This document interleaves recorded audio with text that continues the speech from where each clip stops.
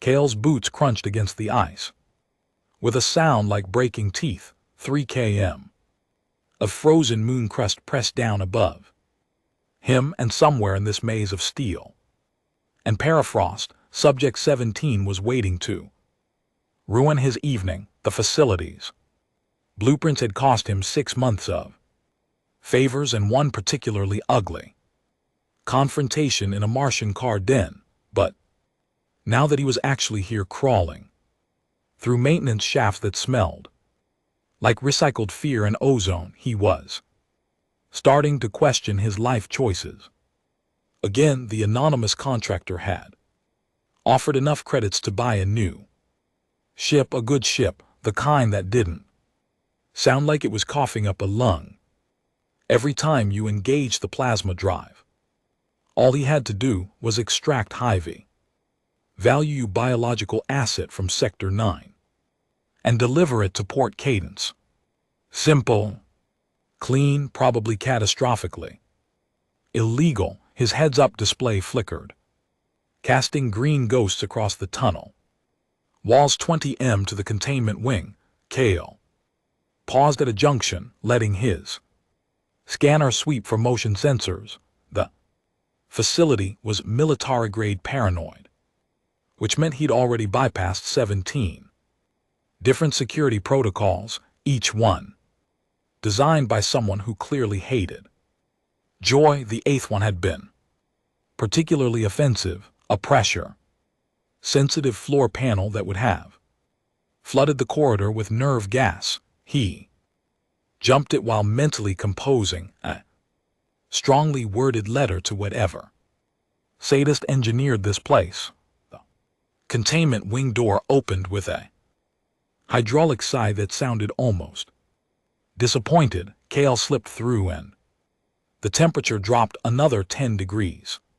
His breath crystallized instantly. The room beyond was circular, walls lined with observation equipment that hummed with active power, and in the center, suspended in a cylinder of pale blue gel that glowed with its own bioluminescence, was definitely not weapons tech. She floated in the suspension fluid like something from a fever dream, skin the color of fresh snow, almost luminous against the blue gel, hair that cascaded around her in slow motion waves, deep crimson like oxidized copper or fresh blood or the heart of a dying star.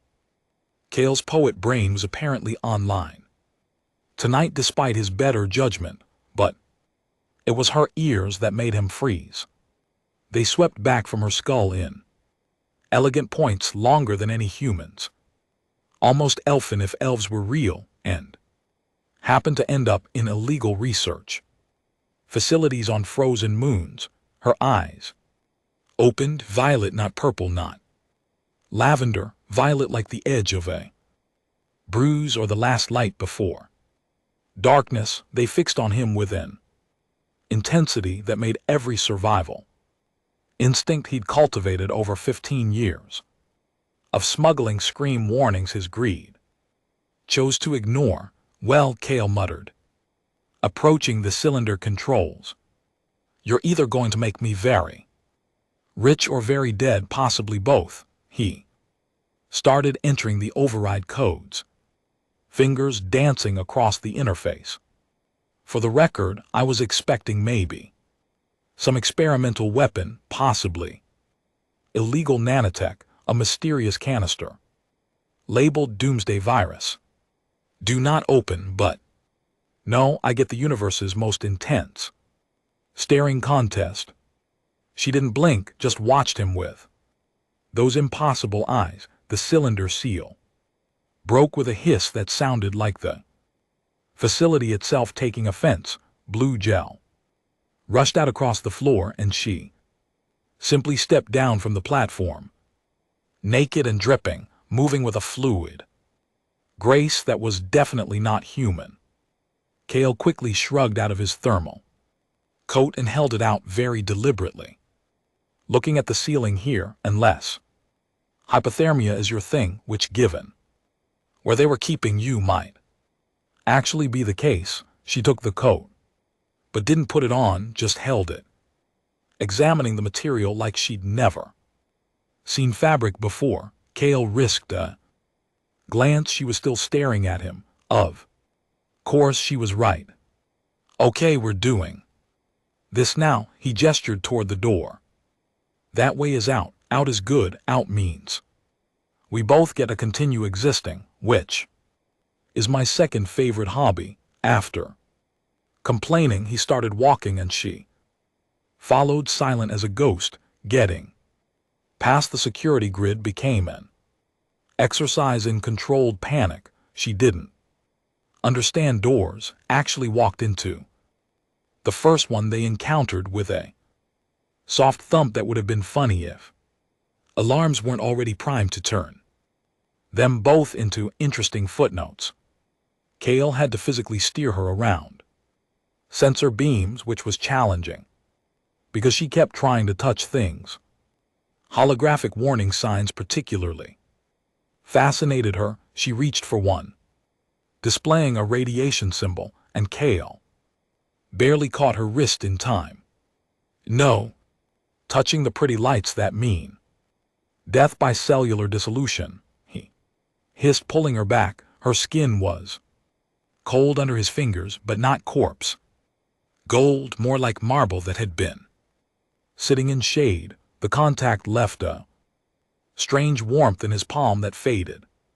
Slowly, they navigated 3 corridors, 2 maintenance shafts, and one absolutely terrifying moment where she nearly activated the emergency lockdown by leaning against what she apparently thought was a wall, but was actually the facility's master alarm panel. Kale caught her just in time, his heart attempting to escape through his throat. You're doing this on purpose, he whispered, guiding her toward the extraction point. There's no way someone can accidentally almost kill us this many times without trying. She looked at him, said nothing. Those violet eyes might have held amusement or murder or grocery lists for all he could read them. The transport ship sat exactly where he'd left it, clamped to the facility's emergency airlock like a mechanical parasite. Kale had never been so happy to see his piece of junk vessel. He hustled her through the lock, slammed the controls, and felt the clamps release just as the facility's alarms finally caught up to reality. Sirens wailed, lights strobed, his sensor array lit up with targeting locks. Terrible timing as always, Kale said, throwing himself into the pilot's seat and firing the engines. The ship lurched forward, complaining loudly about the sudden acceleration. She stood behind him, one hand on his chair for balance, still absolutely silent, still watching everything with that unnerving focus. They cleared the moon's gravity well by margins that would give flight safety inspectors nightmares. Kale plotted a jump to the outer belt, somewhere the military's long-range scanners would lose them in the cosmic noise. His hands were shaking. Entire extraction had taken 40 minutes. It felt like years. She finally sat in the co-pilot's seat, still wrapped in his coat, hair beginning to dry into waves of impossible red.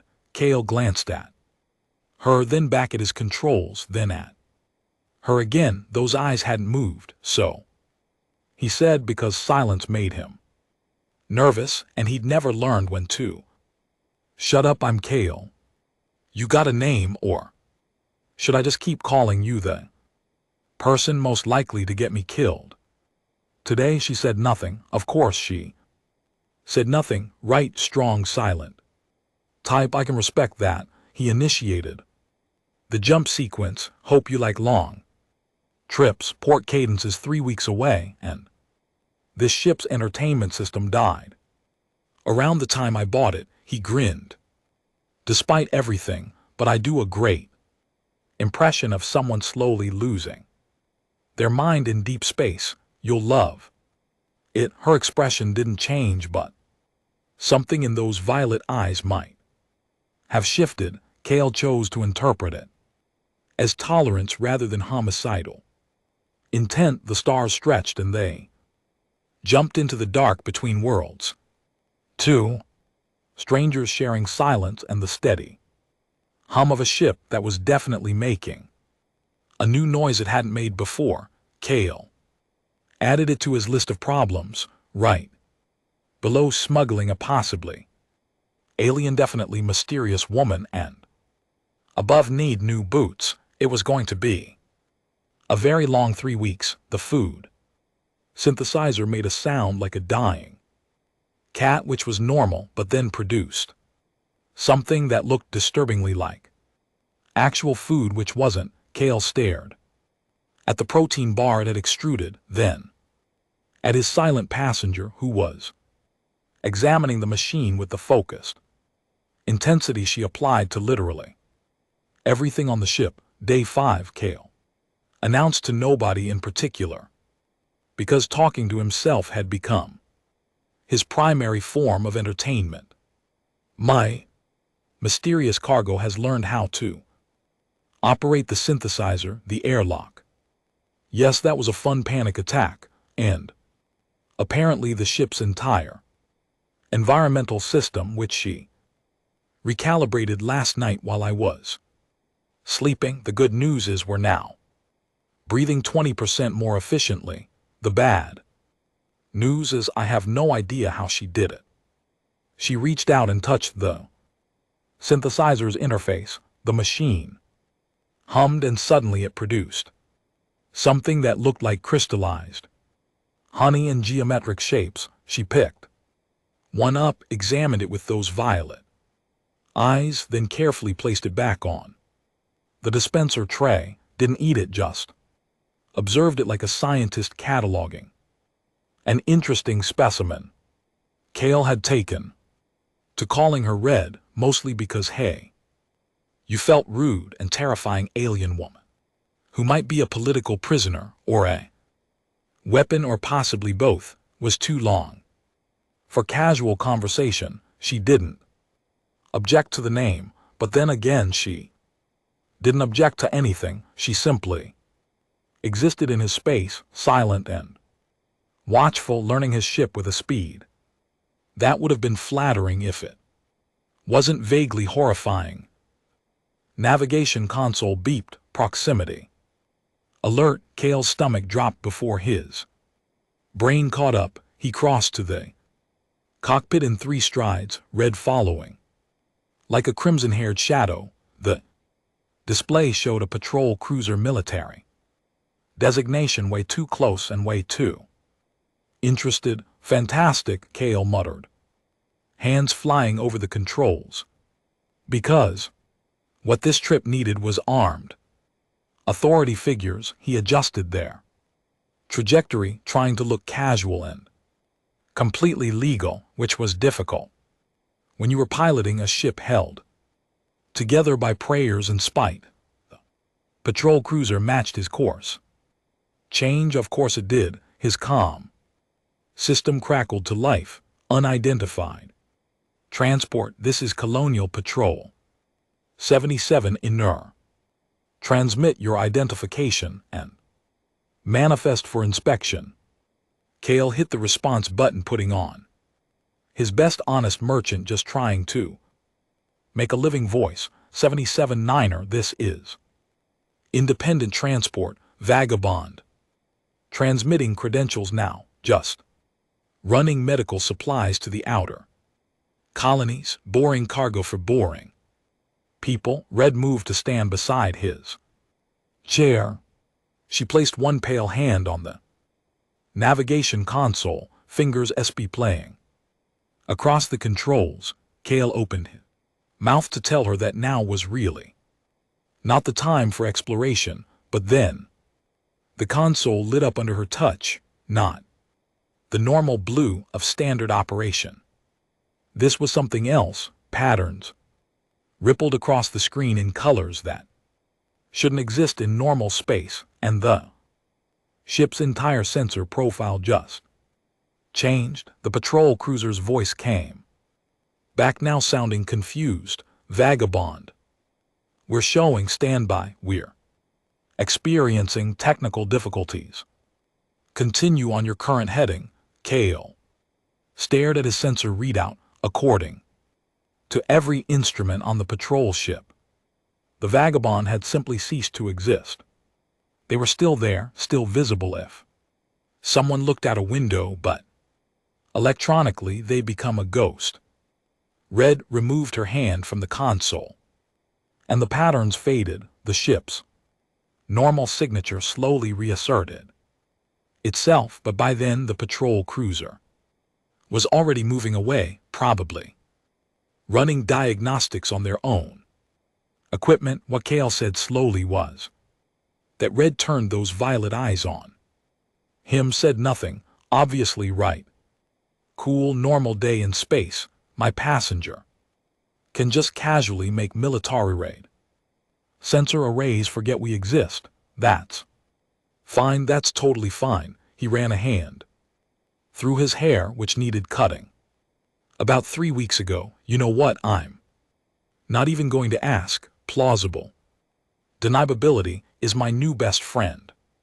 She tilted her head slightly, a gesture he was starting to recognize as her version of curiosity. Then she did something she'd never done before. She smiled. Just a small curve at the corner of her mouth, barely there and gone in a moment, but definitely a smile. It made her look less like an otherworldly being and more like someone enjoying a private joke at his expense. The days blurred together after that.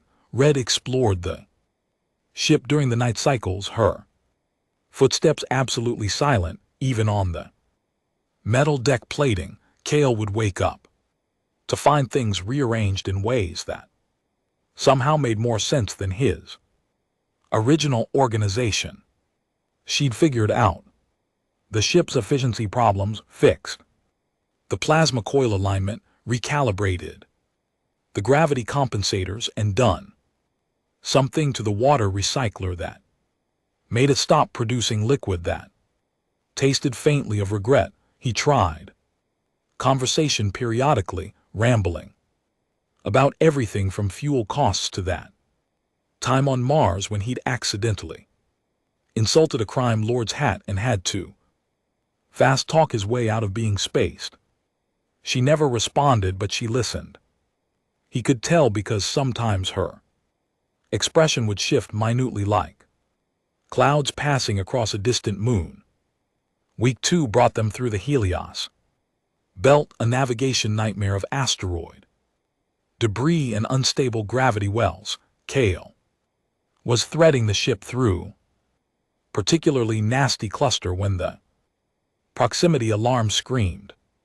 Asteroid, massive, tumbling directly into their path, too big to avoid, too close to outrun. This is going to be unpleasant, Kale said, hands already moving to redirect power to the forward shields. The ship wasn't built for ramming operations, and they were about to test its structural integrity in the worst possible way. Red moved to the co-pilot station and placed both hands on the console. The same impossible patterns erupted across the displays, but this time they spread beyond the ship systems. The view screen showed the asteroid's trajectory bending, physics taking a coffee break while something else rewrote the local rules. The massive rock curved away from them with all the grace of a dancer, missing their hull by meters that felt like kill 'em. Kale's mouth had gone dry. You know, most people just say, watch out, or maybe scream a little, but sure. Casually adjusting asteroid trajectories works too. She removed her hands from the console and returned to her usual position by the viewport, watching the stars slide past like this was all perfectly normal. Kale wanted to ask Questions wanted to demand. Explanations wanted to know what exactly he'd smuggled out of that frozen facility and whether he should be terrified or amazed or both. Instead, he just adjusted their course and tried to pretend his hands weren't shaking. Port cadence appeared on the long-range sensors during week 3, a sprawling station that orbited nothing, anchored in the neutral belt by sheer stubborn refusal to acknowledge jurisdiction. It was beautiful in the way that illegal things often were, too bright, too chaotic, too alive. Cale had spent years using it as a waypoint, and seeing it now felt like coming home to a family that would absolutely rob you blind. Given half a chance, he guided the vagabond into a docking bay that smelled like ozone and questionable life choices. Red stood behind him as the docking clamps engaged, still silent, still watching. Cale turned in his chair to face her, so he said, "End of the line. I can point you toward the refugee quarter. They don't ask questions there, and the locals are decent enough if you don't start trouble." He pulled out his credit chip, transferred everything he could spare, which wasn't much, but it was something. "This should get you started. Food, lodging, maybe pass it somewhere if you're careful." She took the chip, holding it in her palm like it was a puzzle she was trying to solve. Those violet eyes fixed on him, and for a moment Cale thought she might actually speak. The silence stretched between them, heavy with things unsaid.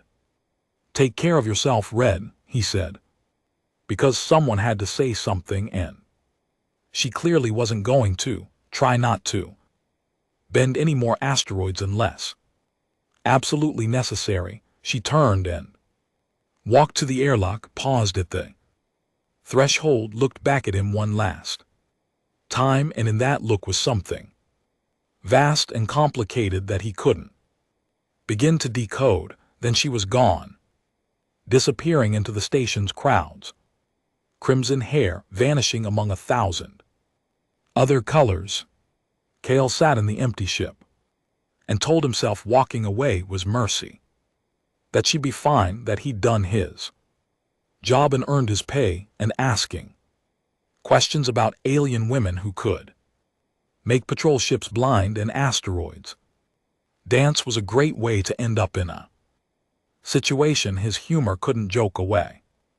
The warmth in his palm where he'd grabbed her wrist during the extraction hadn't faded. If anything, it felt stronger, like a star deciding to take a permanent residence in his hand. He looked at it for a long moment, then powered down the ship and went to find a drink strong enough to make him stop, wondering what he'd just given up. 10 years had a way of turning ambition into scar tissue. Cale ran his thumb over the callus on his palm, the one that never quite faded, always slightly warm, like it remembered something his conscious mind tried to forget, and wondered when exactly he'd stopped being interesting. The supply manifest on his data pad listed 300 units of water filtration equipment, 200 kilos of protein supplements, and one massive crate of educational tablets bound for a colony world that probably didn't have enough teachers to use them. Legitimate work, legal cargo, the kind of boring that paid just enough to keep him flying, but not enough to dream about new ships anymore. His current vessel, the Meridian, was better than the old Vagabond, but only in the sense that it didn't sound actively suicidal when you engaged the engines.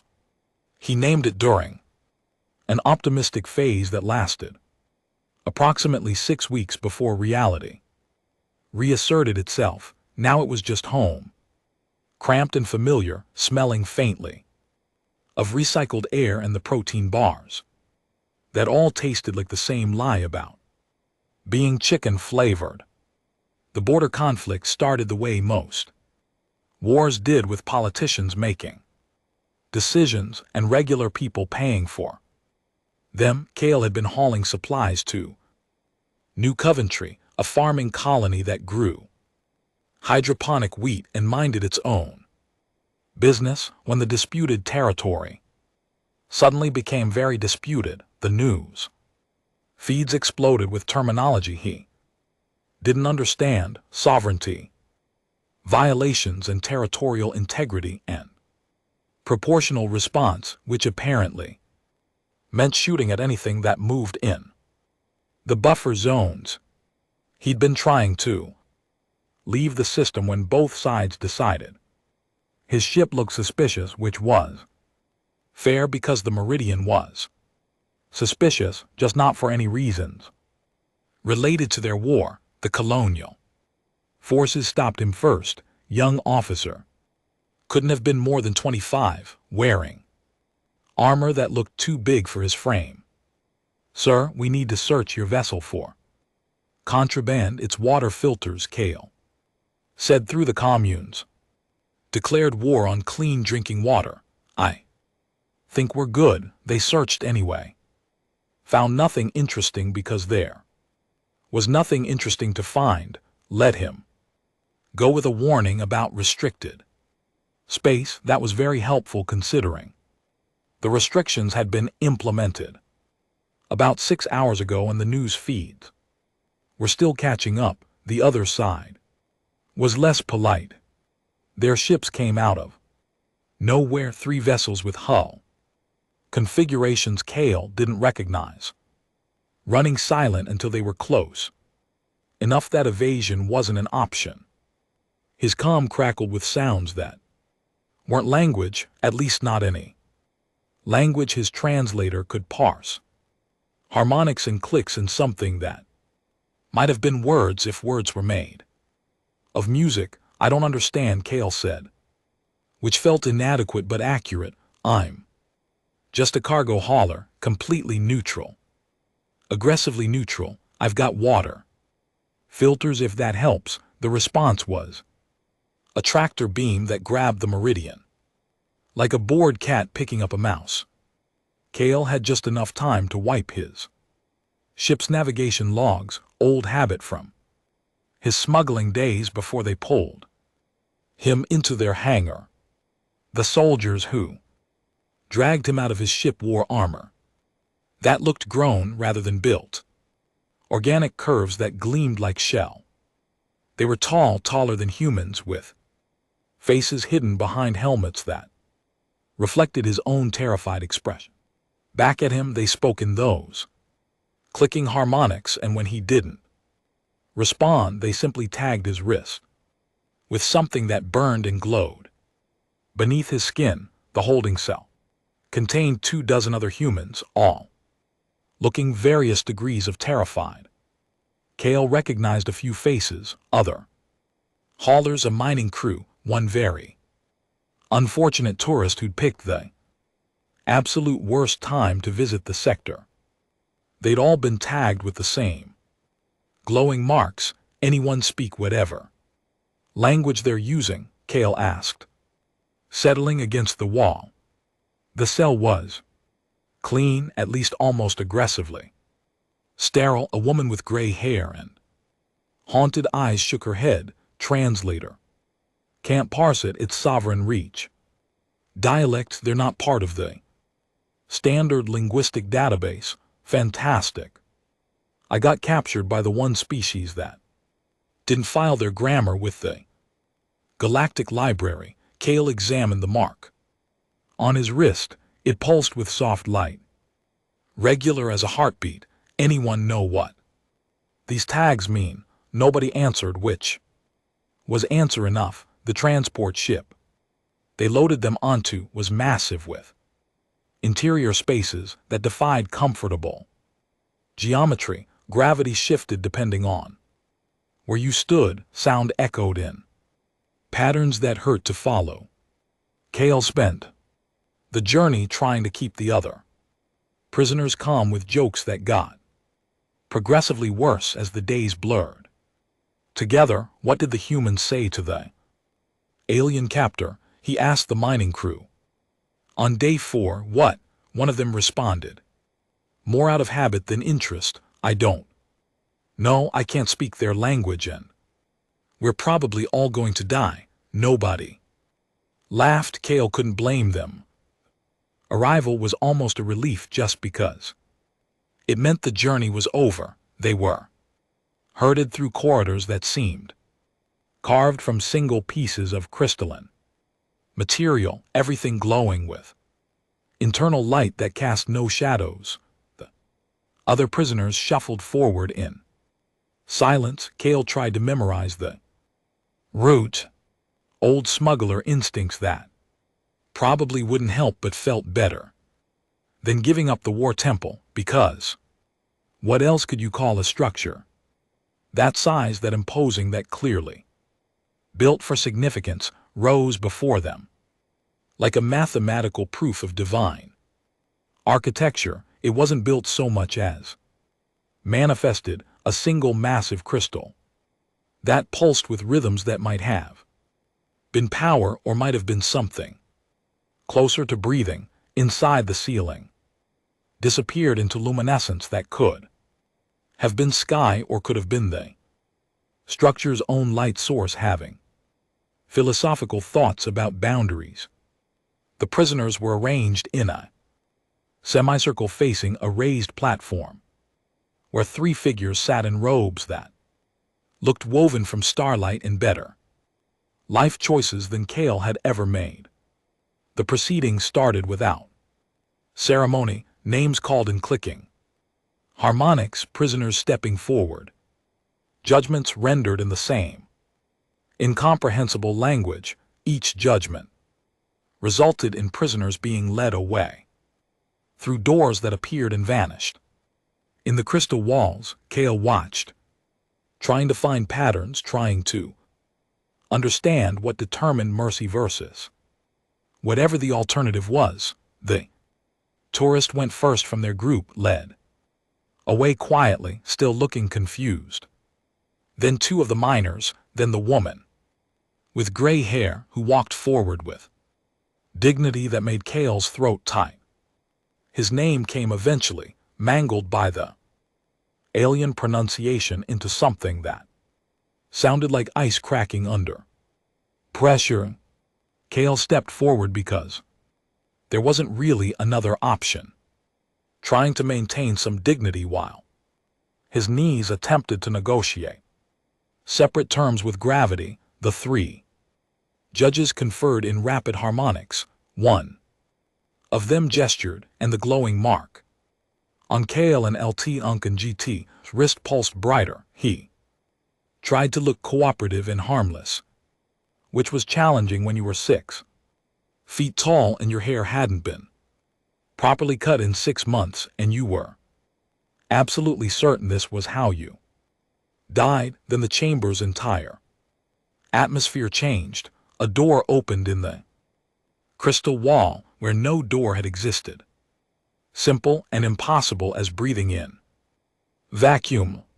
She entered, and Kale and LT Unc and GT heart stopped trying to beat entirely, because it had better things to do, like process the fact that Red was walking into the chamber wearing robes that flowed like liquid mercury and moving with authority that made the 3 judges immediately defer. White skin, crimson hair arranged in elaborate styles that suggested nobility or priesthood or something beyond human categories. Those same violet eyes that had watched him across 3 weeks of ship quarters a decade ago. She ascended to a throne that rose from the floor like the temple itself was acknowledging her presence. The entire assembly, hundreds of alien witnesses in the galleries above, went absolutely silent. Even the building's luminescence seemed to pause. She looked directly at Kale, those violet eyes fixed on him with the same intensity they'd held when she was suspended in blue gel when she was learning his ship when she was bending asteroids away from their hull. Then she spoke and her voice carried through the chamber in perfect unaccented human dialect, and Kale's entire understanding of reality took a break. Because she'd never spoken before, not once, not in 3 weeks of close quarters. Kale, she said, and the sound of his name in her voice was the first words he'd ever heard her speak, the first confirmation that she'd known it all along, had carried it in silence across a decade, and however many light years separated that frozen moon from this crystal temple. The assembly froze. The judges turned to her with what might have been shock, or might have been reverence, or might have been both. Kale tried to remember how breathing worked, and failed spectacularly. She rose from the throne, and the movement carried such weight that Kale felt it in his chest. Like a physical pressure, the 3 judges immediately lowered their heads in a gesture that transcended species. Deference, respect, maybe a healthy dose of fear. The hundreds of witnesses in the galleries above shifted in unison, rustling that sounded like wind through alien forests. This human, she said, still in that perfect dialect, each word precisely formed, stands accused of territorial violation during conflict. The tribunal seeks judgment on his crimes. Kale's brain, which had been struggling with the whole red can talk, and apparently runs this place situation, latched onto something familiar, impending doom that he understood. He opened his mouth to offer some kind of defense, probably something stupid about water filters, but she raised one pale hand, and he found himself silent, not magically silent, just aware that speaking right now would be the worst tactical decision in a life full of questionable tactics. She switched to the clicking harmonic language, addressing the assembly. Kale's translator chip, which had been useless this entire time, suddenly kicked in, flooding his audio processing with real-time translation. He had no idea how that was happening, but he was starting to accept that impossible things were just the default setting around her. I will tell you a story, she said, her voice carrying through the crystal chamber with perfect acoustics. 10 cycles ago, by your reckoning, I was held prisoner by this human's military research facility, stolen during diplomatic mission, held beneath ice, studied like specimen. The assembly responded with clicking sounds that the translator rendered as disapproval. Several witnesses in the galleries made sharp gestures that looked aggressive. Oh good, Kale thought, she's explaining how my entire species are kidnappers. This is going great, really helping my case here. I was subject 17. She continued, no name, no rights, no hope of freedom. Security systems designed to be absolute guards who believed their facility was impenetrable. She paused, and those violent eyes found Kale again. Then this human arrived, but the way she said this human made it sound less like an accusation and more like the setup to a punchline he didn't understand yet. He came alone, no weapons, no team, just tools and determination. She spoke directly to the judges now, switching between human dialect and their harmonic language with fluid ease. He found me suspended in containment. He could have taken technology, could have stolen research, could have left me to rot, and claimed salvage. Kale remembered that moment, standing in front of the cylinder, absolutely certain he was looking at something way above his pay grade, briefly considering just grabbing whatever looked valuable and running Instead, she said, and something in her voice shifted, became warmer. He freed me, gave me his coat because I was cold, guided me through facility designed to kill intruders I did not understand. Doors did not know human technology. Nearly activated alarms repeatedly. Ripple of something that might have been. Amusement passed through the alien assembly. The translator rendered it as clicking patterns that suggested these people understood the comedy of near disasters. He made jokes, she continued. And Kale could swear, absolutely swear. There was fondness in her voice. Terrible jokes about death and alarm systems and his own impending doom. He talked constantly, filling silence I could not break. He named me Red because my hair amused him. Several witnesses made sounds that the translator suggested were the alien equivalent of laughter. One of the judges tilted their head in a gesture Kale was learning meant curiosity or interest. For 3 weeks of travel, he asked nothing. No demands, taught me his ship through patience and increasingly desperate humor. When military patrol threatened us, I manipulated their sensors to protect us both. He did not question. This did not interrogate me, simply said. She paused, and Kale could have sworn she was smiling. I'm not even going to ask. Plausible deniability is my new best friend.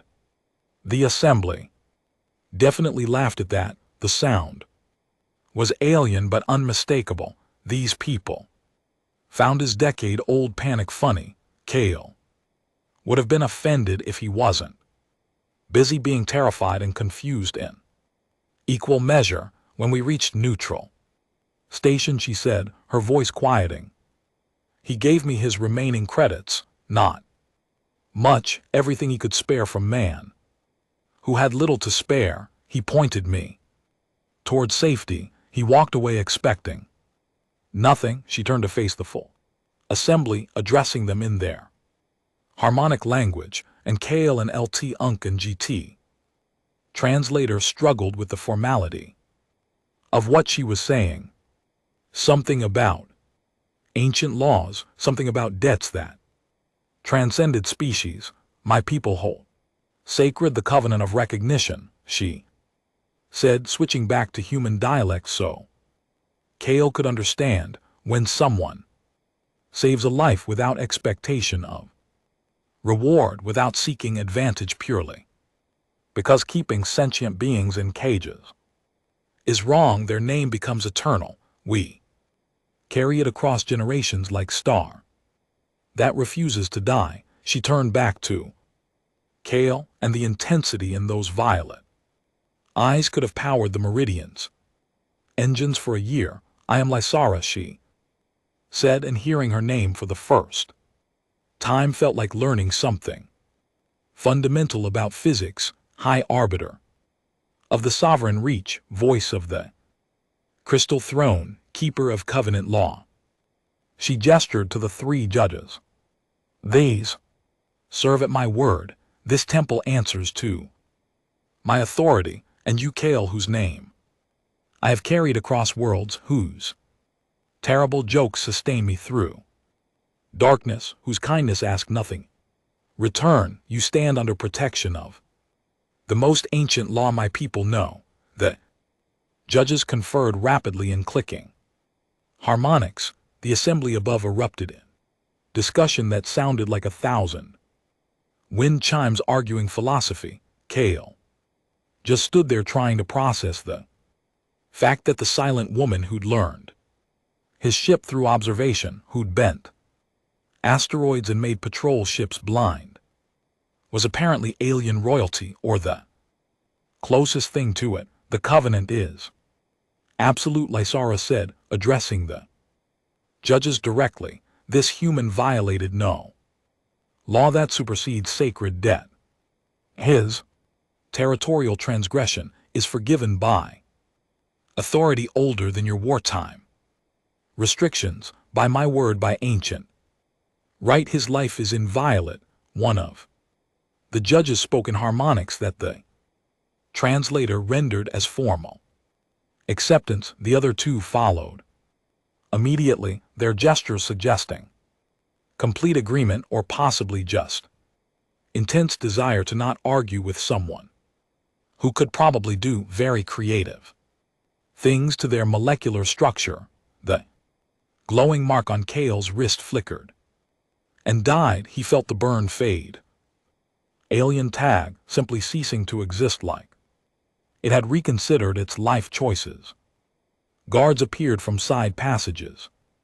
Different guards wearing ceremonial armor that looked significantly less aggressive. They approached Kale with gestures that were clearly respectful, possibly even apologetic. One of them made a complex clicking sound that the translator suggested meant something like honored guest whose presence we regret inconveniencing. Your crimes are forgiven, Lysara said formally to Kale, still in that perfect dialect. You are declared protected. Under covenant, you cannot be judged by this tribunal or any other under sovereign reach authority. Your name is recorded in the crystal archives. Your descendants will carry protection for 7 generations. Kale found his voice, which came out slightly higher than he would have preferred. I don't have any descendants. I can barely afford to feed myself. The assembly made that laughing sound again. Even Lysara's expression shifted, that tiny almost smile he remembered from their journey together.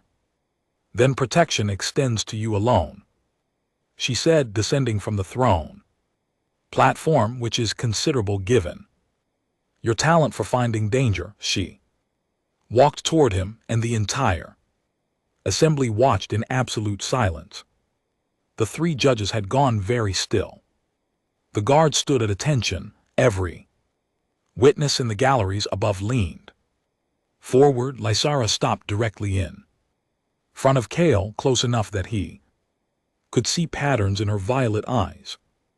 That might have been biology or might have been something stranger. She raised one pale hand and placed it against his chest, directly over his heart. Her palm burned with warmth that defied her cold appearance, heat that spread through his sternum and into his ribs and somehow directly into the callus on his own palm that had never faded, never stopped being warm, not in 10 years of trying to forget. The touch felt like recognition, made physical like connection, transcending species in time and every logical reason why a human smuggler and an alien orbiter should have remained strangers after that 3-week journey.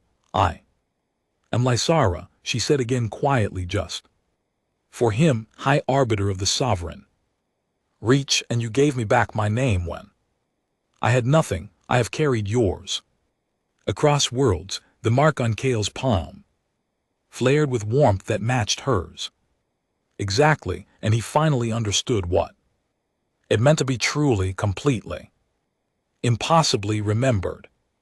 Her hand remained on his chest for another moment, and Kale became acutely aware that several 100 aliens were watching this interaction with what his translator kept unhelpfully rendering as intense cultural significance. He'd been in uncomfortable situations before that time on Titan when he'd accidentally sat in a crime boss's reserved chair came to mind, but this was a new category of awkward. Lysara stepped back in the assembly, released a collective breath that sounded like wind through crystal caves. She turned to address the judges in rapid harmonics, and Kale caught fragments through his suddenly functional translator, something about releasing the other human prisoners under provisional amnesty, something about establishing formal contact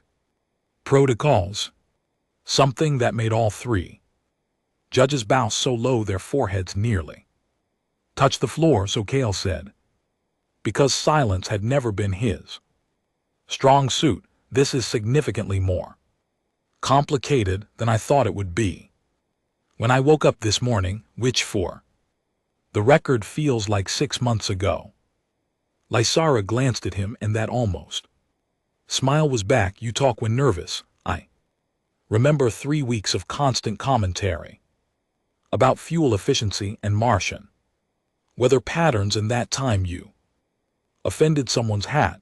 In my defense, it was a terrible hat. Kale ran a hand through his hair, which probably looked like he'd been living in a cargo hold for 10 years because he essentially had. You can talk. You've always been able to talk. You just didn't. Your language is beautiful but complex. I was learning. Listening. Your species reveals much through what you say when you think no one understands. She gestured toward the throne and it sank back into the floor, like the temple was reabsorbing furniture it no longer needed. You spoke of freedom of choice, of how keeping sentient beings in cages violated something fundamental. You believed this, even when you thought I could not comprehend. One of the guards approached with clicking difference and spoke to Lysara in harmonics too formal for Kale and LT, Unk and GT. Translator to parse cleanly. She responded with what sounded like commands, and the guard bowed before retreating. The other humans will be returned to neutral space, Lysara said, switching back to human dialect with compensation for their inconvenience and formal apology from the sovereign reach. The border conflict was misunderstanding, escalated by poor communication. We are not at war with your species. We are merely terrible at introducing ourselves. You terraform asteroids and make starships invisible, Kale said. How are you bad at communication? We assumed universal translators would manage our language. They do not. We assumed our diplomatic protocols were clear. They were not. We assumed humans understood the significance of glowing wrist tags. She made a gesture that might have been the alien equivalent of a shrug. They definitely did not. The absurdity of it hit Kale all at once.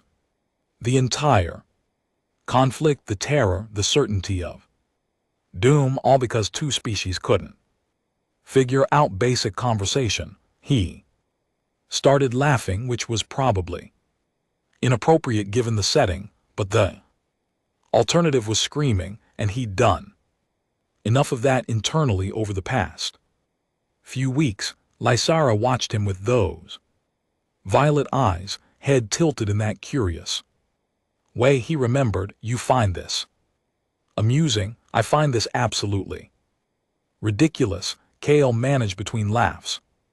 I spent 10 years hauling water filters and trying to forget about the mysterious alien woman who could bend physics. You spent 10 years apparently becoming space royalty and remembering the idiot who talked too much, and we both ended up here because someone didn't update the translator database.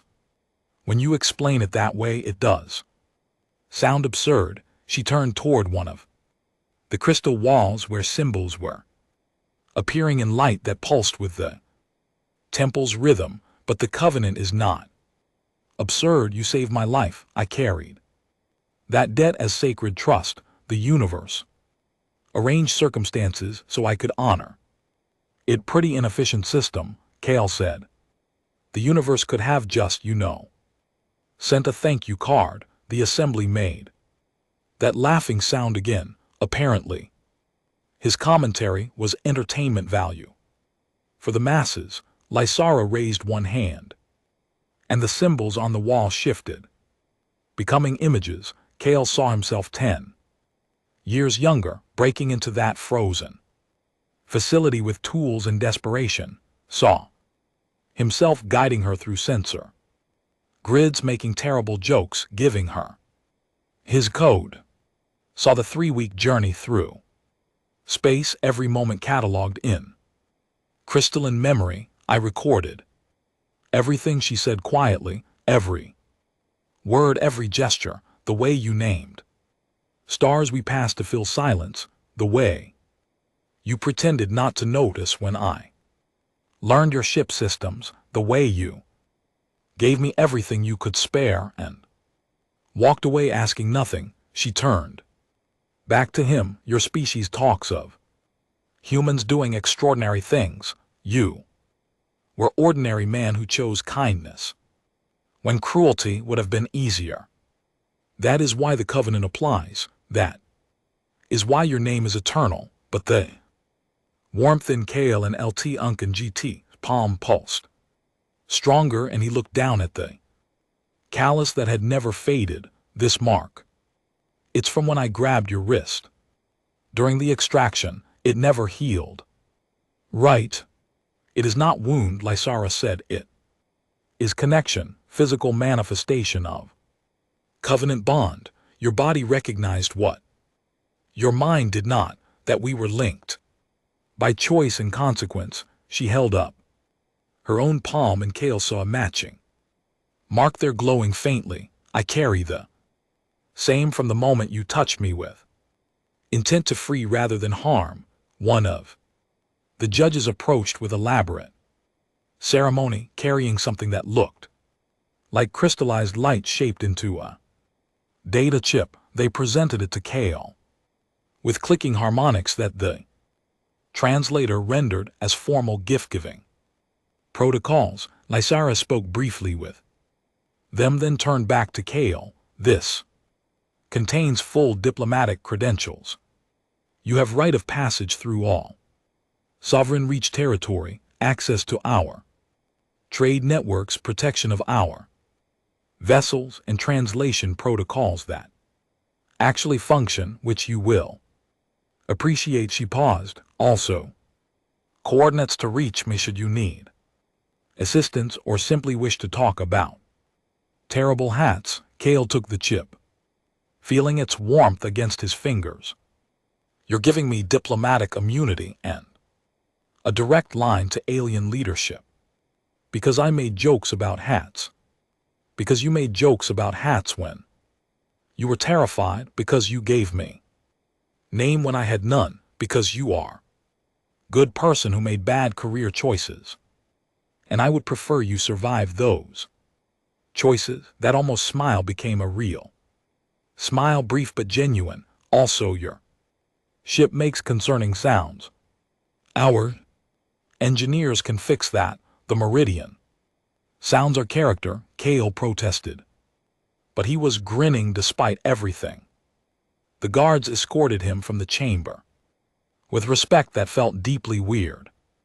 After weeks of being treated like problematic cargo, the other human prisoners were gathered in an antechamber, all looking confused but significantly less terrified. The gray-haired woman caught Kale and LT Unc and GT Sci and mouthed what happened, and he could only shrug because explaining would take hours he didn't have. Lysara walked with him to the temple's entrance, where the Meridian sat in a docking bay that definitely hadn't been there before. The ship looked cleaner somehow, less like it was held together by spite and more like it might actually be space-worthy. We made minor repairs, Lysara said. Your plasma coils were criminal.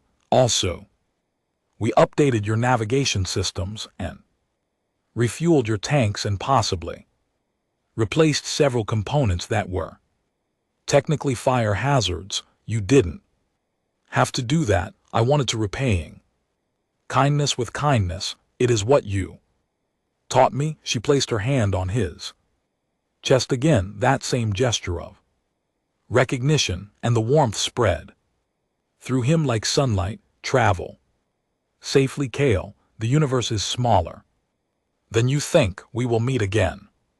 Promise to actually talk next time, he asked. The strong silent thing was very mysterious but also very confusing. I promise conversation, possibly even jokes, though mine will be better than yours. That's objectively impossible, she laughed, actually laughed. The sound, clear and bright and completely unexpected, then she was gone, walking back into the crystal temple that seemed to welcome her like she was part of its structure. Kale boarded the Meridian, settled into his pilot's seat, and looked at the diplomatic credentials.